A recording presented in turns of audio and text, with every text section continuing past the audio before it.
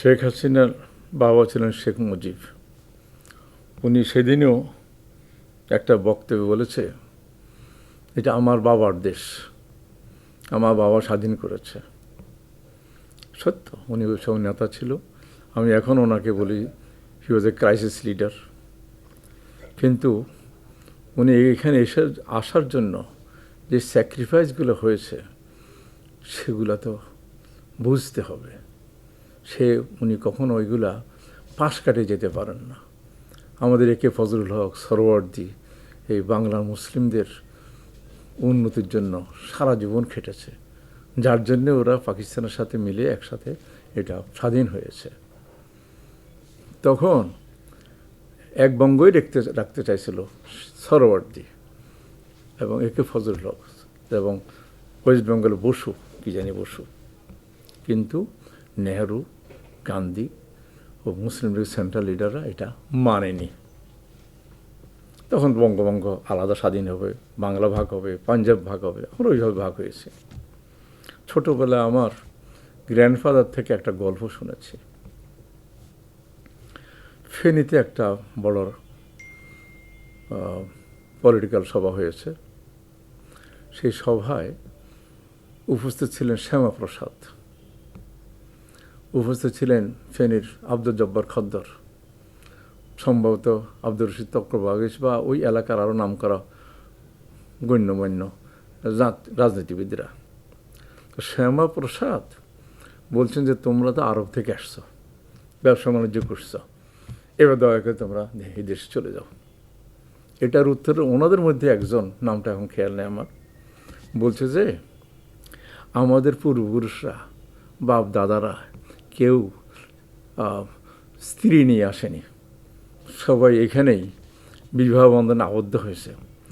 মুসলিম রীতি অনুযায়ী আমাদের স্ত্রীরা 2:1 সম্পদ, অর্থাৎ ছেলেরা 2 ভাগ পাবে, মেয়েরা 1 ভাগ পাবে।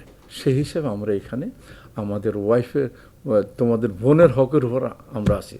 আর আমাদের ঘরে যেসব সন্তানরা এইভাবেই পেয়েছে, আর ওয়াইফ যারা হয়েছে তারা সবসময় 1/8 অফ দ্য টোটাল আর বাবার সম্পত্তি তারা পেয়েছে। আমরা মূলত হকের সম্পত্তিতে এখানে বসবাস করতেছে, আমাদের কোথাও যাওয়া লাগবে না। It is part of our right to be here. আর কোনো কথা হয়নি। তো সবসময় শোনেন, ভারত সবসময় এই এলাকাকে সবসময় নিচু চোখে দেখত, ম্লেচ্ছ হিসাবে আমাদের গণ্য করা হতো। একে ফজলুল হক সাহেব যখন এই জমিদের পথে উঠাইল, 300 বিঘার বেশি রাখতে পারবে না, বাংলা ইস্ট পাকিস্তান হওয়ার ফার্স্ট পার্লামেন্টে এটা পাশ হয়েছে 300। সেইখানেই থেকেই আমাদের কিছু উচ্চ মধ্যবিত্ত, নিম্ন মধ্যবিত্ত তৈরি হয়েছে। তখন একটা স্লোগানে ছিল, জমি দখল যার, জমির মালিকানা তার, এরকম কিছু স্লোগান বিভিন্নভাবে সমাজে এসেছিল। তখনই আমাদের দেশটার ইকোনমির একটু আপ হচ্ছিল। এখন দেখেন, শেখ সাহেব আসার সাথে সাথে আমাদের দেশের জুট মিল, টেক্সটাইল মিলগুলো বন্ধ হয়ে গেল। পার্শ্ববর্তী দেশে কিন্তু এগুলো সব চালু হইল। তাইলে আমাদের এখানে লোক বেকার হয়ে গেল, ব্যবসাগুলো বন্ধ হয়ে গেল। কিসের জন্য? তাহলে নিশ্চয়ই ওদেরকে একটা সুবিধা উনি দিয়েছে। ওনার কথা বাদে দিলাম, উনি মরে গেছেন, দেখালা বেস্ত নসিব করুক। বহু বছর পরে হেজাব আর তসবি দিয়ে উনি আসলো।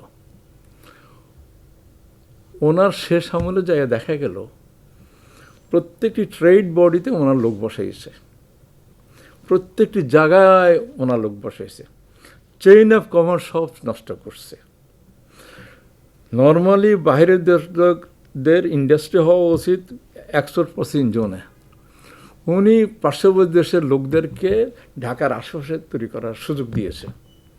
এরা ওইখানে বড় ইন্ডাস্ট্রি করতো না, এরা সবসময় নিজের দেশে প্রোডাকশন করে এনে এখানে সাপ্লাই দিত। এই কারণে ওনার শেষ আমল থেকে আমাদের দেশের বিভিন্ন ইন্ডাস্ট্রিগুলো ধস নামা শুরু হয়েছে, যেটা এখন আপনার সামনাসামনি দেখতেছেন। কিন্তু ওনার সময় শুরু হয়েছে। তাহলে কি দাঁড়ায়? ওনারা বাপ মেয়ে সব সময় ইন্ডিয়ার সার্ভিসটা দিয়ে আসছে।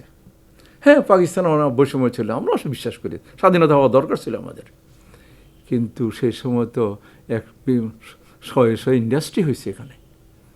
ইন্ডিয়ান একটা ইন্ডাস্ট্রি করছে এখানে বড়,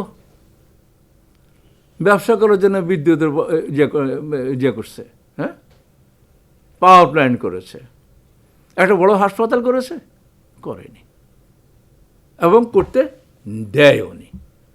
হ্যাঁ, তো এই জন্য এখন আমাদের দেশের জনসাধারণ, আমাদের পলিটিক্যাল পার্টি যদি এটা এই আওয়ামী লীগের অবক্ষয়টাকে শক্তি হিসাবে তাদেরকে দেয়, তো এটা কার দোষ? আমাদের পলিটিশিয়ানরা। তারা একসাথে বসতে পারে না, একসাথে একে অন্যকে টলারেট করতে পারে না। টলারেন্স নিয়ে আসতে হবে, একে অন্যের প্রতি সম্মান জানাতে হবে, তাহলে যে দেশে গণতন্ত্র চর্চা হবে এবং সবাই গণতন্ত্র আগিয়ে যাবে। একবার এরা গভর্নমেন্ট থাকবে আর আরেকবার গভর্নমেন্ট থাকবে, তাই হওয়া উচিত। ফেরাউন যখন মুসা আলাইহিস সালামের সময় ছিল, ফেরাউন একবার বললো যে আমি খোদাই দাবি করব।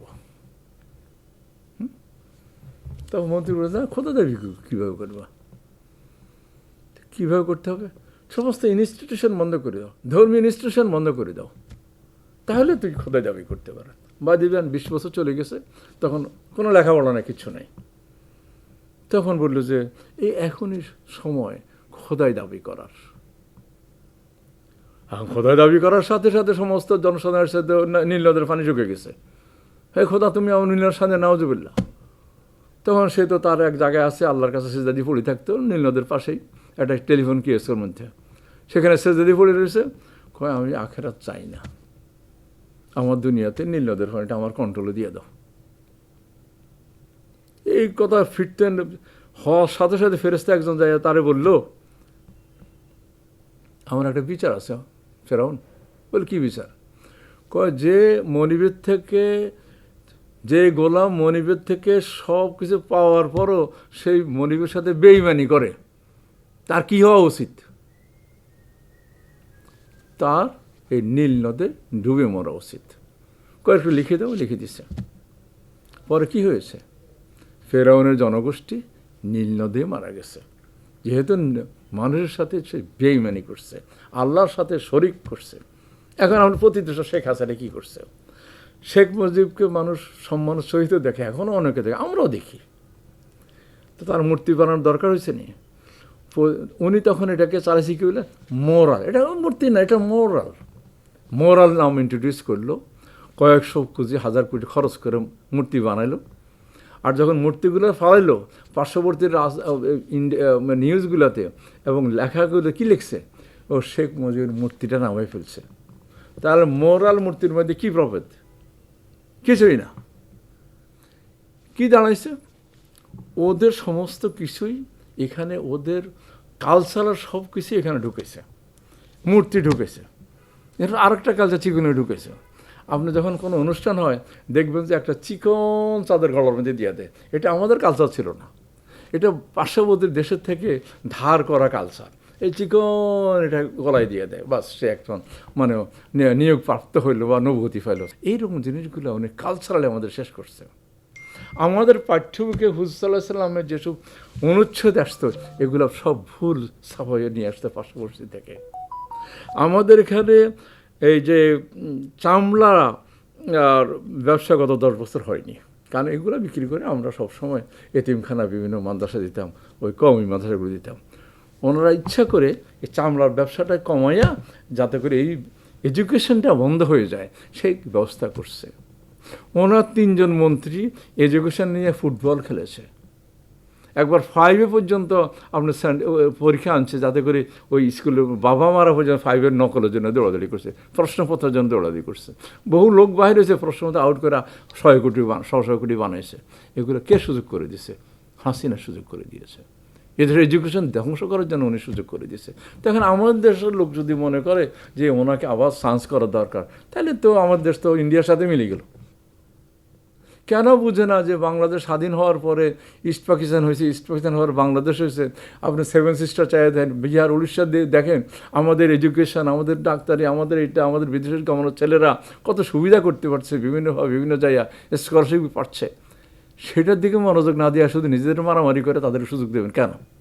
সবসময় খেয়াল রাখবেন, 2 বন্ধু মারামারি করলে 3য় একজন সেখানে ঢুকবেই। সেই সুযোগটা করা উচিত না।